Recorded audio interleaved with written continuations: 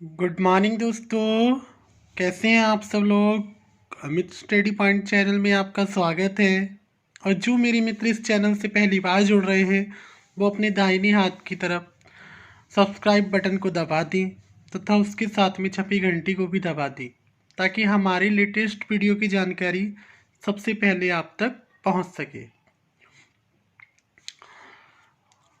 दोस्तों, हमारी जो यूपी टेट और C TET special series class चल रही है उसके अंतर्गत मैंने अपनी लास्ट वीडियो में जीन पियाजे की संज्ञानात्मक विकास की अवस्थाओं के बारे में चर्चा की थी। दोस्तों, दो अवस्थाएं, एक तो पहली अवस्था जो संवेदी अवस्था है जो चलती है हमारी जन्म से 2 वर्ष तक, और एक दूसरी अवस्था जो पूर्व सक्रियात्मक अवस्था है वो चलती है 2 से 7 वर्ष तक।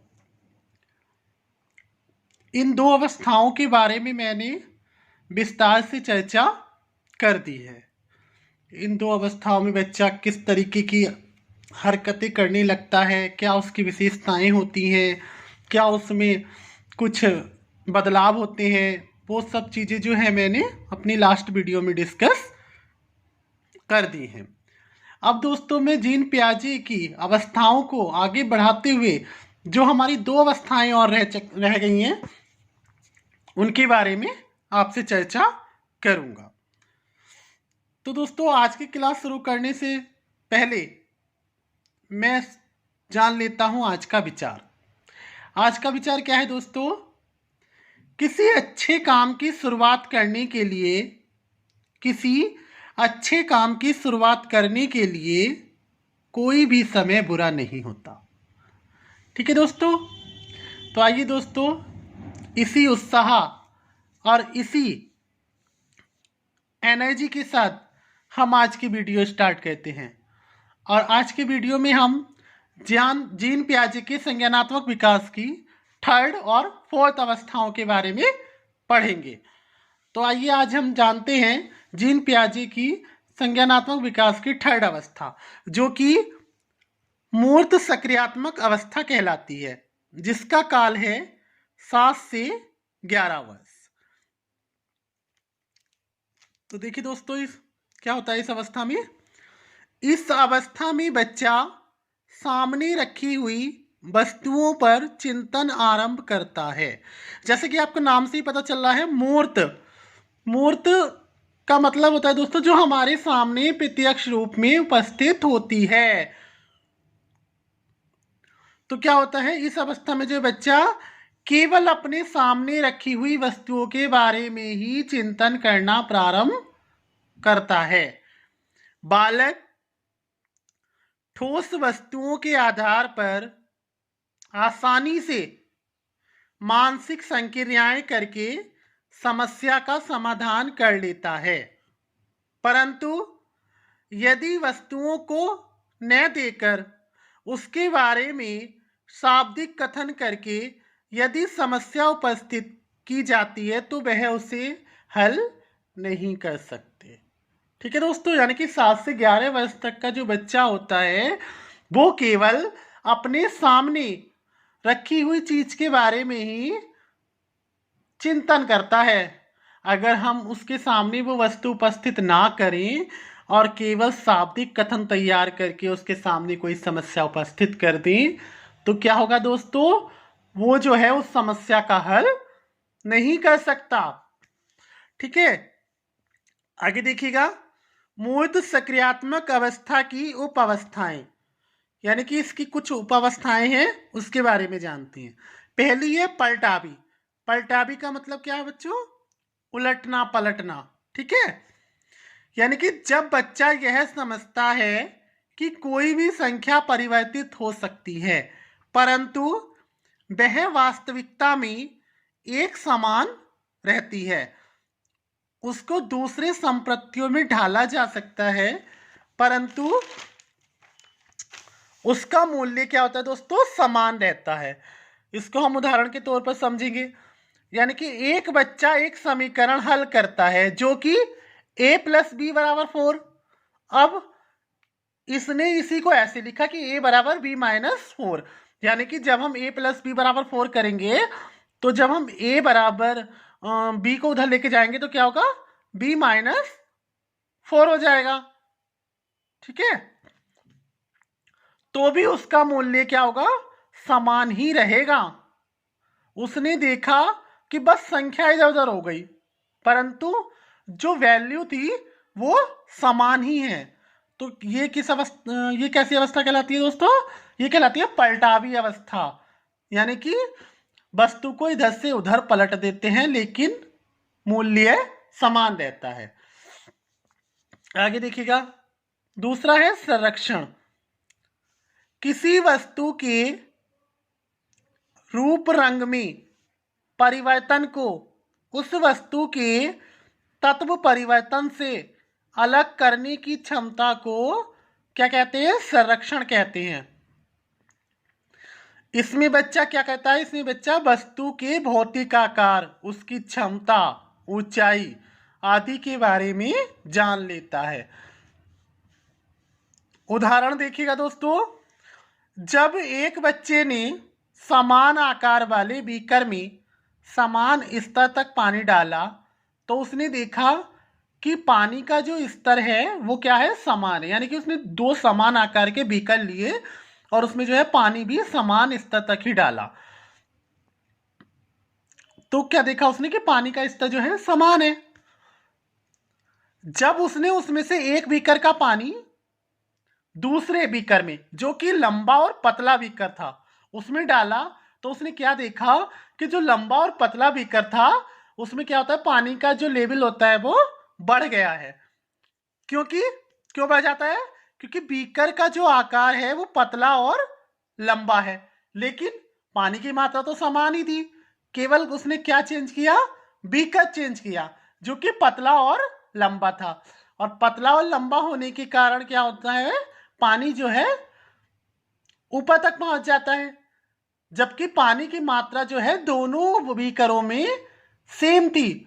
तो उसने क्या मतलब उससे किस बात का ज्ञान हुआ उसे, भौतिक आकार का, उसकी क्षमता का, उसकी ऊंचाई का। ठीक है दोस्तों, तो ये क्या कहलाता है, ये कहलाता है संरक्षण। थर्ड है मूर्त वस्तुओं का तार्किक चिंतन। ये वही चीज है दोस्तों कि इस अवस्था में बच्चा केवल सामने रखी हुई वस्तु के ऊपर ही चिंतन करने में समर्थ होता है। चौथा देखिएगा, आत्म केंद्र या अहम केंद्रिता को छोड़ना। इसमें क्या होता है, इस अवस्था में बालक यह समझ जाता है कि उसकी वही सारी बात सही नहीं है, वो गलत भी हो सकती है। यानी कि इस अवस्था में बच्चा जो है यह समझ जाता है कि उसके द्वारा कही गई सारी बात जो है सही नहीं है, बल्कि वे क्या हो सकती है, गलत भी हो सकती है। जबकि पूर्व सक्रियात्मक अवस्था में बच्चा क्या समझता है कि मैं जो कुछ कर रहा हूं वह सही है, वही सही है जो कुछ मैं कर रहा हूं। ये किस अवस्था की विशेषता है, ये पूर्व सक्रियात्मक अवस्था की विशेषता।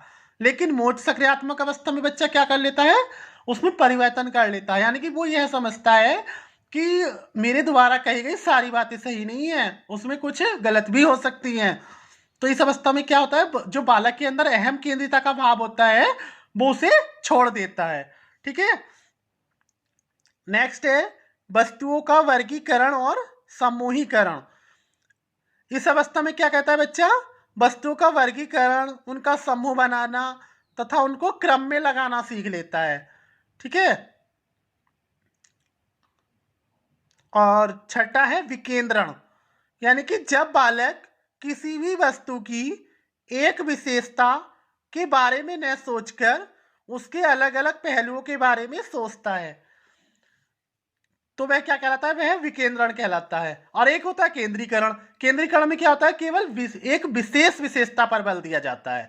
और विकेंद्रण में किसी एक विशेष विशेषता के बारे में न सोच करके वस्तु के प्रत्येक पहलू के बारे में सोचा जाता है, तो वह क्या कहलाता है, वह कहलाता है विकेंद्रण। लास्ट है आगमनात्मक तर्क। आगमनात्मक तर्क का अर्थ होता है उदाहरण को सामने रखते हुए उसके ऊपर तार्किक रूप से सोचना। ठीक है, यानी कि कोई भी हम बच्चे को उदाहरण देंगे और उसके ऊपर वो क्या करेगा, उसके ऊपर जो है वह तार्किक रूप से चिंतन करेगा। उदाहरण देखिएगा, जैसे यदि बच्चे को बोला जाए कि पेड़ हमारे जीवन के लिए उपयोगी है या नहीं, तो बच्चा कहता है कि हाँ उपयोगी है। अब हम बच्चे से पूछते हैं कि वह कैसे उपयोगी है, तो बच्चा उदाहरण देकर कहता है कि हम जो ऑक्सीजन लेते हैं उसमें वृक्षों का बड़ा योगदान है, या वृक्षों से हमें जो है खाने पीने की वस्तुएं मिलती हैं। तो क्या हुआ, बच्चे ने जो है उदाहरण को सामने रखते हुए उसके ऊपर जो है तार्किक चिंतन करना शुरू किया। ठीक है दोस्तों, तो मूर्त सक्रियात्मक अवस्था की विशेषताओं के बारे में पढ़ लेते हैं। ये सब दोस्तों विशेषताएं ही हैं, लेकिन मैं इसको 1 to 3 पॉइंट्स के बारे में भी बता रहा हूं।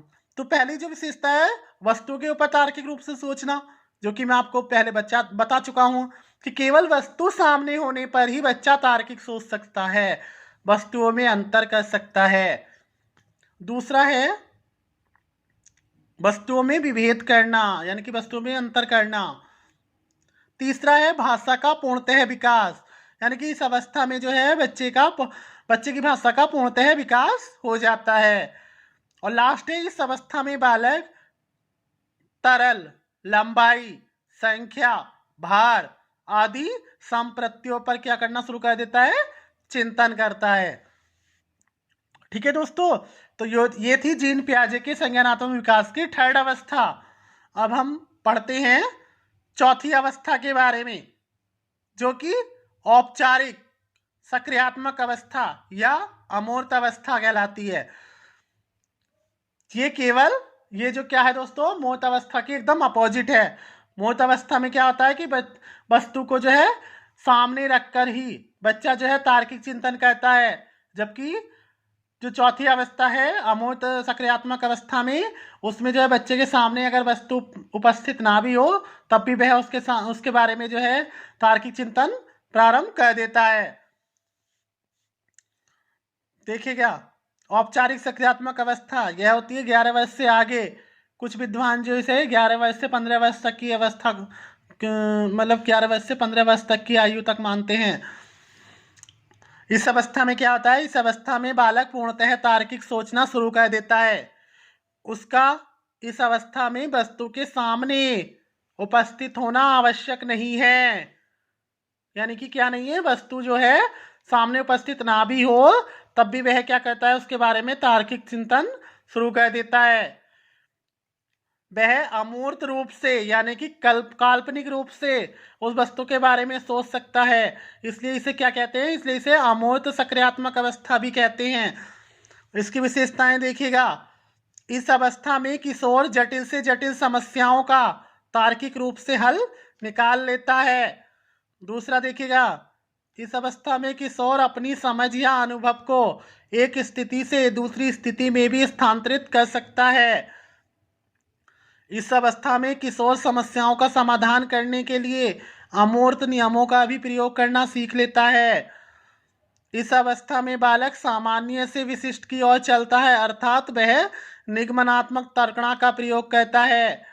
आगमनात्मक तर्कणा में क्या होता है, उदाहरण को सामने रखते हुए तार्किक रूप से सोचता है बच्चा, और निगमनात्मक तर्कण औपचारिक सकारात्मक अवस्था में क्या करने लगता है, वह निगमनात्मक तर्कणा, यानी कि उदाहरण को सामने ना रख करके वह केवल पहले सामान्य सोचता है और फिर सामान्य से विशिष्ट की ओर चलता है। और लास्ट है इसमें, इस अवस्था में बालक के काम में क्रमबद्धता आ जाती है, यानी कि वह वस्तुओं को क्रम में लगाना सीख जाता है या अपने कार्य को स्टेप बाय स्टेप करना सीख जाता है। ठीक है दोस्तों, तो ये थी जीन पियाजे के संज्ञानात्मक विकास की अवस्थाएं, जो कि एग्जाम की दृष्टि से बहुत ज़्यादा इम्पोर्टेंट हैं। इसके अंतर्गत जो इसकी उपावस्थाएं हैं, इसके बारे में आप विशेष रूप से ध्यान से पढ़िएगा, क्योंकि एग्जाम में जो है इसी के आधार पर क्वेश्चन पूछे जाते हैं। जीन पियाजे के संज्ञानात्मक विकास की अवस्थाएं यूपी टेट और सी टेट दोनों के लिए स्पेशल हैं। ठीक है दोस्तों, तो आज की वीडियो में इतना ही। मेरी वीडियो आपको कैसी लगी कमेंट बॉक्स में ज़रूर बताएं, अपने सुझाव भी दें। ताकि मैं अपनी वीडियो को और ज़्यादा इम्प्रूव कर सकूं। और मेरी वीडियो अगर आपको पसंद आई हो दोस्तों, तो मेरी चैनल को ज़्यादा से ज़्यादा सब्सक्राइब करें, शेयर करें और लाइक करें। Thank you.